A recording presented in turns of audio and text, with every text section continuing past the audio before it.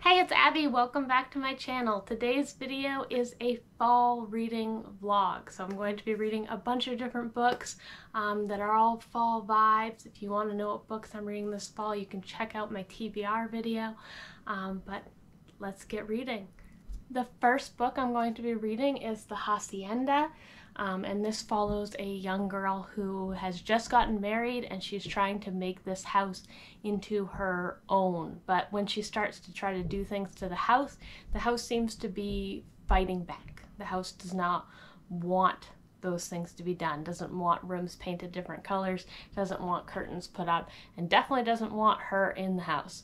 So we follow her as she's trying to figure out what's wrong with the house and get the help of a priest to try to exorcise the house and have things be okay.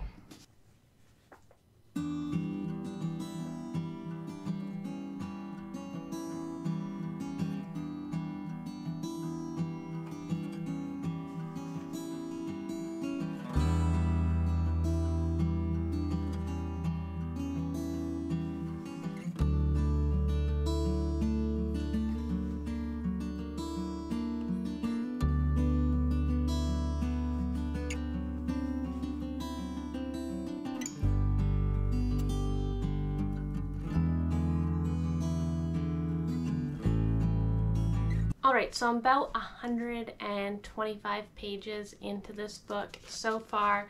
We have Beatrice, and she has married this man, and she is staying at the hacienda while he is in the city working. And he didn't mention that he had a sister. The sister doesn't live in the hacienda, but instead lives over in the servants' quarters. And none of the servants like to go in the house. The cook cooks there, but she has all these herbs and stuff on the ground. And Beatrice tries to kind of clean up the house, have things look a certain way, but then she opens a trunk of silks and it looks like everything's drenched in blood. Or she goes to clean a room and then she falls down and sees that there's like a skeleton in the wall. But whenever she goes to show these things to other people, it's no longer there. And Juana, the sister, she definitely sees those things too, and she kind of is talking to Beatrice about how she's afraid of the house, and how there was a woman that he was married to before who died, and so there's a mystery around that too, like what happened to her, did the house get her, what's up, is she the one haunting things? But Beatrice reaches out to the Catholic Church and says that she wants them to come do like meet with the servants and just kind of bless the house because she's newly married and things like that. But when he comes, she tries to tell him that things are wrong in the house, and he doesn't believe her. Writes a letter to her husband about how she's going crazy. Her husband writes her and is like, stop bugging the priest, like everyone's gonna think you're a terrible person and that you're just like losing it. If you're gonna have trouble being out there by yourself, you need to come to the city with me. But she has this guy named Andre, and he is also a priest, but he's like a newer priest, and it turns out he has family who live in the hacienda, or used to live on the ground that the hacienda is on, and that some of his relatives still work there, and he knows that the house is not what it's supposed to be, and so he comes at night and is trying to kind of heal the house, but he's told her that he needs to go somewhere else, and that he'll come back, and she's terrified to be in the house without him. But right now we're trying to figure out why the house doesn't like her, why the house is haunted, or if the people are doing something, like the people who, like, what if it's not ghosts, what if it's something else, is it in her head? But then this priest is there and he's also a witch, and he's just, I'm very curious about his character and what's going on there. But it's taken me about an hour or two to read the first 125 pages, and so I'm really excited to see where this heads next. And that's it for today, but I'll check in a different day.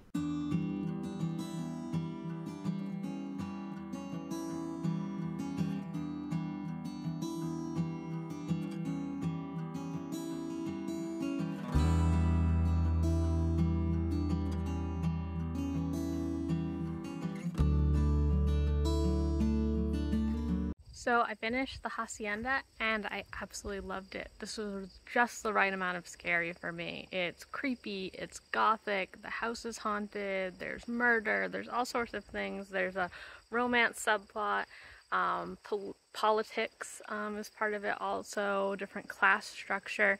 It was just a phenomenal book and I am definitely going to recommend it as one of my haunted mansion books.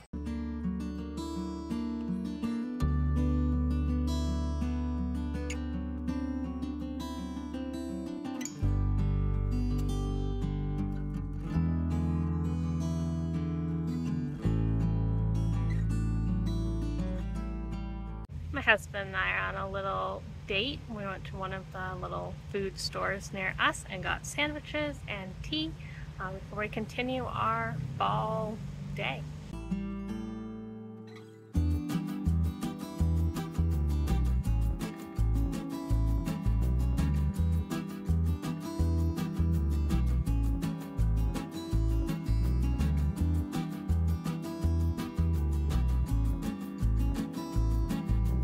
Alright, update. I am 70 pages into Vera Wong's Unsolicited Advice for Murderers by Jessie Q. Sutanto, and this is so cute.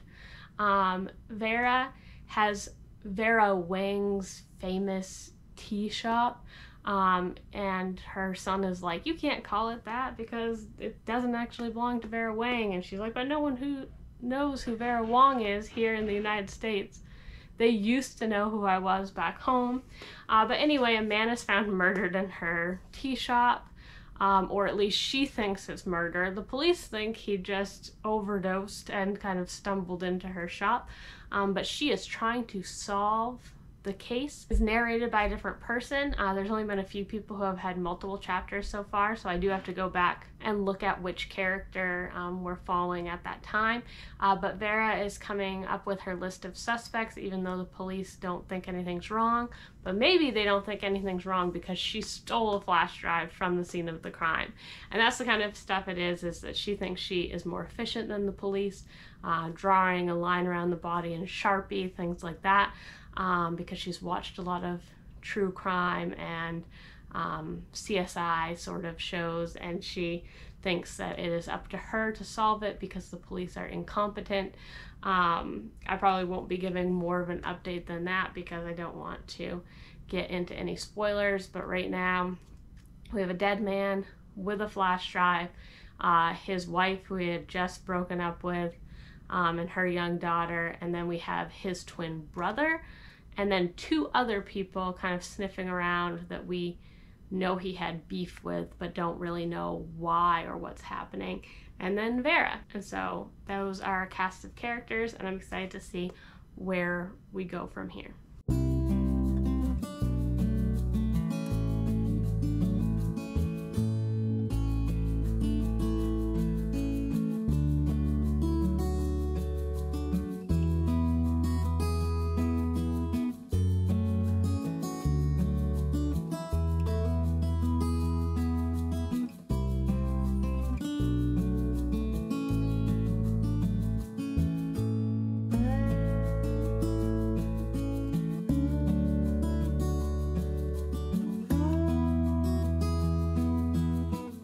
So, I thought I'd do an update, don't mind the wind. I finished Vera Wong's Unsolicited Advice for Murderers, and I really liked it. It was a kind of quick, cute read. I enjoyed all the characters and the found family-ness of it.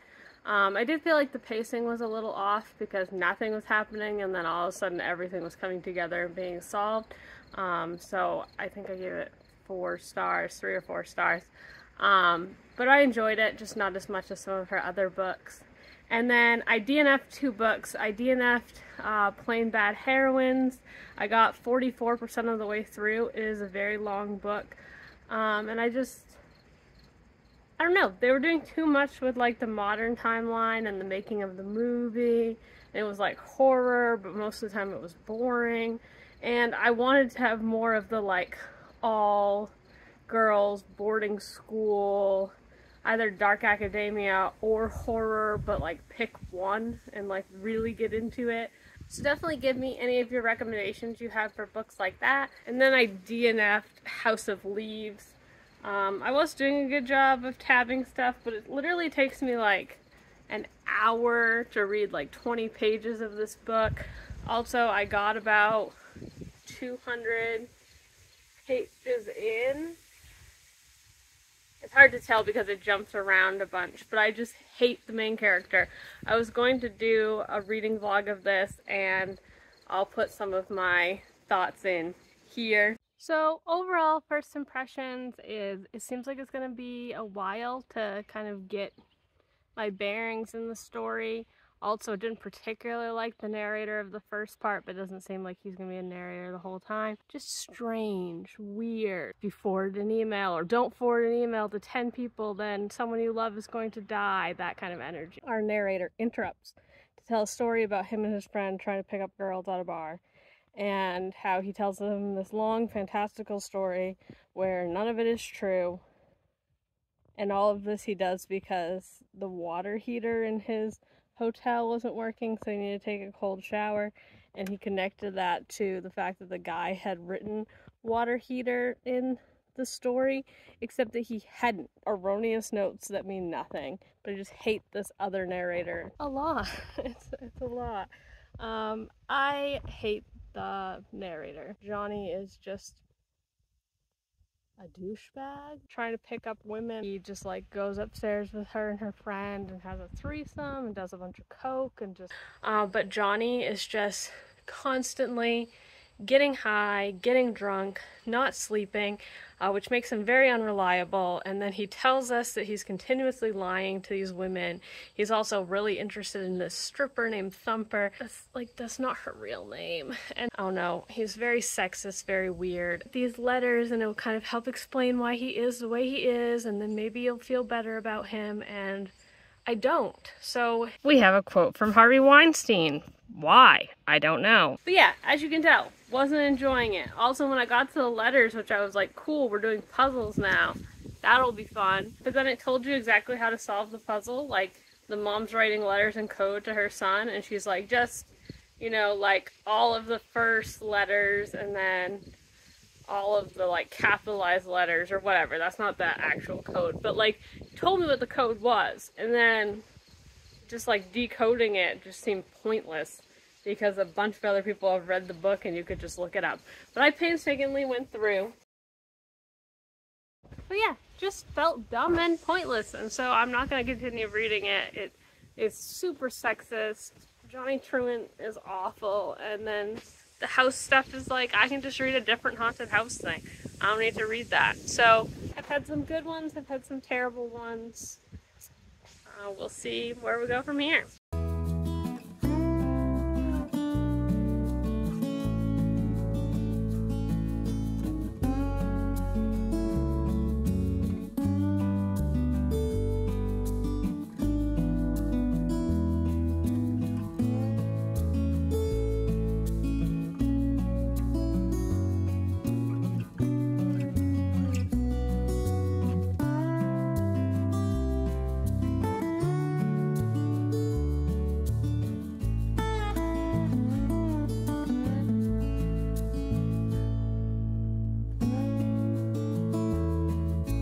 Decided I was going to listen to The Haunting of Hill House while we're out and about and traveling and stuff. I have the audio book. And let me know if you've read the book or just watched the show. I haven't watched the show because I'm not really into horror stuff, but I figured I had to read this book. I do like haunted houses above other kinds of horror, so I figured it would be a good way to kind of get into it. But this book was fairly boring. I listened to it in the car, and my husband was like, what is this book? Like, what is it supposed to be horror? What's happening? The audiobook is like 6 hours or 7 hours, and the first like 3 hours absolutely nothing happens. We have our cast of characters, and we're slowly starting to get to know them all, and they're all, I guess the birds want to also be a part of this review, but they're all kind of one note. Like, we have the guy who wants to do study of haunted houses, but he doesn't want to call them haunted houses. He wants to be very scientific about it. We have Theodora, who is like a medium, very much in touch with things, but doesn't seem to actually practice it so much. Like, she doesn't really seem like she likes haunted houses. We have Luke, who is just related to the family that owns the house, and they said that someone who owned the house needed to be there. And then Eleanor. And Eleanor has really had no personality before this because she was taking care of her mother, and her sister kind of puts her on the back burner. And her mother died, and we find out that, like, maybe she didn't do everything she could have to help her mother. It seems like she probably did, but her mom just, like, died in her sleep, and Eleanor feels bad that she, like, didn't realize her mom was going to die that night, kind of thing. But Eleanor spends a bunch of time just, like, fantasizing about what her life could be like, and, like, reciting the same kind of, like, sing-songy nursery rhyme thing. So she's kind of weird before she ever gets to the house. And then she gets to the house, and immediately she's the one that's taken under the house's spell. So I won't get into spoilers of how it ends, but I would say the most interesting part was like the last hour, and partially because the doctor's wife shows up, and she is like that stereotypical person going to haunted house. Like, she has a planchette, but she almost treats like it's like her friend.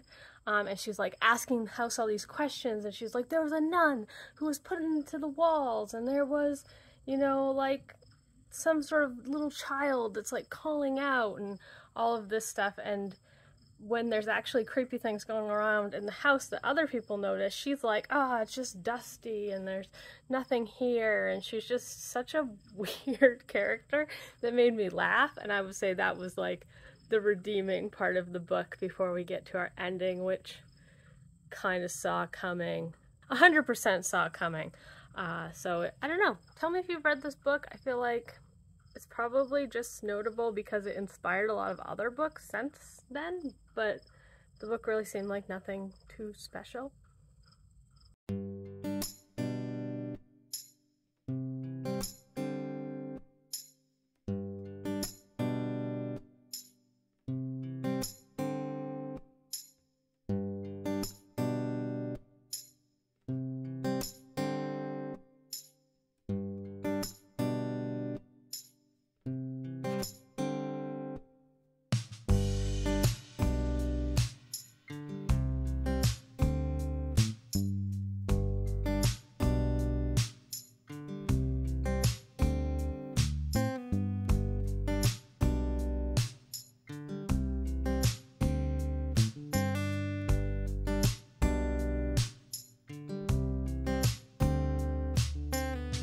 So I think I'm gonna call it there. This is my September vlog of how my autumn is going so far. I think I did a pretty good job with books. I also started City of Ghosts, Summer Ghost, and Bunny, but haven't finished any of them yet. I'll have to finish them in October. But let me know what you've been up to this September and what books you're excited for this spooky season. Next week I will start doing recommendations like witchy books, ghost books, haunted house books, and there'll be a different theme each week. So look forward to that, and I will see you in the next video.